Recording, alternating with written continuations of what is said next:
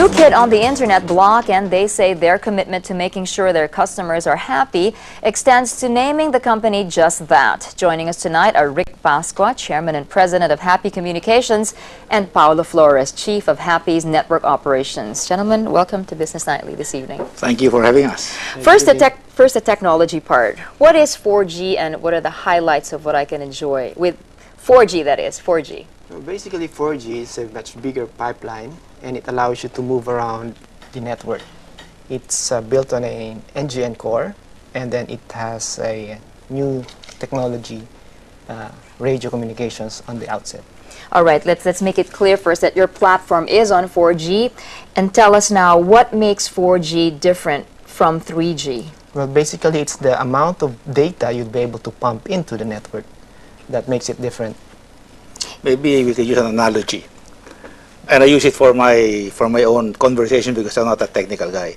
What is now on the ground in 3G networks is maybe a 16-lane highway, 8 lanes each way. What we have deployed is a 200-lane highway, 100 lanes each way. That's the difference. Well, let's put it in context. Are any of the telcos now using 3G for their wireless broadband? Yes. Not at the moment. It's a mixture of both, really. So it's really hard to say which one they're really using. But it's a mixture of TDM and IP-based radio communications. All right. What is your business model then versus Smart, Globe, Sun? Right now, you're in the broadband internet space. Well, you're not yet into wireless telephony. We are not yet in the residential and consumer market. What we have on offer now, which we had put in the market since September, is corporate service, where we offer very high-end, very high-capacity connectivity service, principally to those who require very large data transfer capacity, like business process outsourcing companies, freight forwarding companies, hospitals, anybody who requires very, very fast, high-volume transmission of data. And we could stream video, voice, and data through one connection. All right. You're a new company. You're 7 months in the market. You told us what you do. But among these, what highlights or what achievements are you most proud of in these past 7 months? Well, we decided as a company to get into this business only in December last year. We raised the money from angel investors, mostly my friends.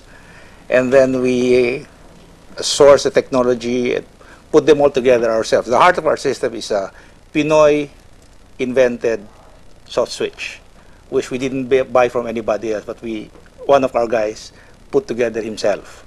So what we have is a Pinoy-originated NGN switch, a really Pinoy 4G technology, which we can be proud of as a country. All right. What are the business opportunities for 4G in a market that is very price conscious, and taking that further, a market where even 3G in the ABC market segment seems to be having a hard time flying? Well, if you had experience in trying to download data and you had a snail-spaced speed in getting it downloaded, then you'll see a difference in the service that we offer.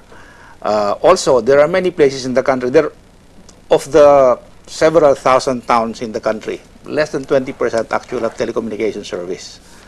So, since our platform is totally wireless, both terrestrial and satellite, using the only digital satellite in the air, we can, over time, reach the farthest corner of the Philippines without having to draw wires. And so we could actually provide connectivity to everybody in the country, which is difficult to do in a wired system. All right. Too expensive.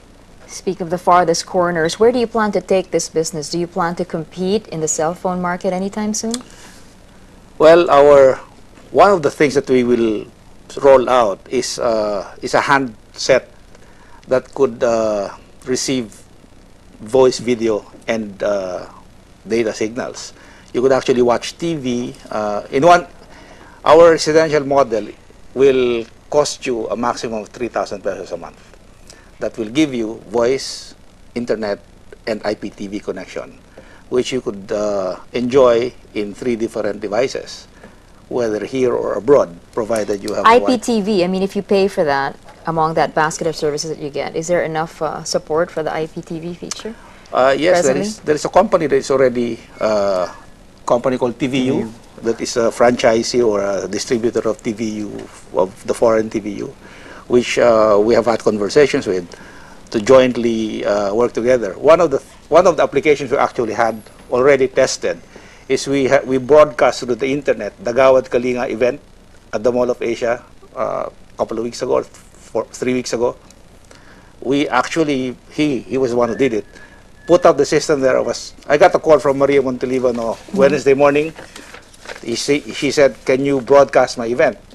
I said, "Let me see." By Thursday afternoon, we're live, and you could have watched the Gawad Kalinga anywhere you were in the world. All right. Paulo joins us as the tech guy. What is the handset requirement for such time when Happy Communications does enter the cell phone market? Okay, basically the handset right now is a combination of GPRS and GSM.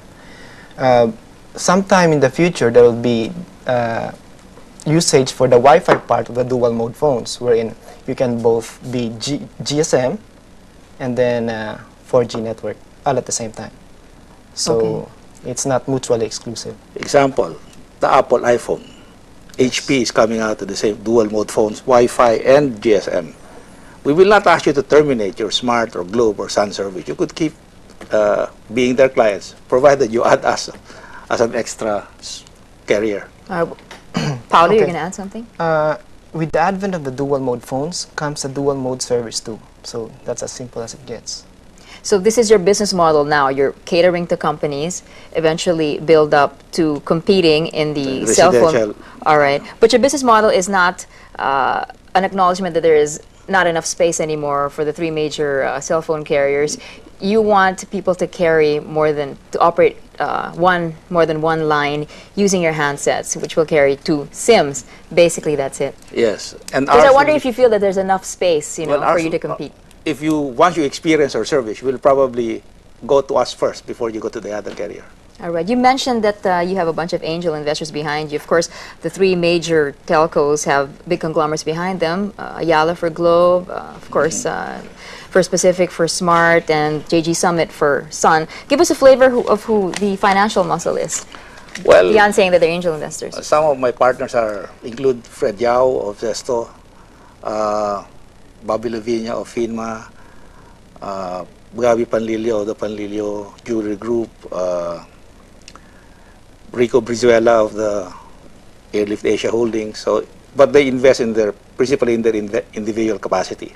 Over time, as we are able to prove our technology and our business model, I would hope that we will get institutional investment support. Of course, giving our angel investors the ability to realize significant values from their decision to take a risk with us. All right, let's talk about time frames. When do you expect to roll out your cell phone service?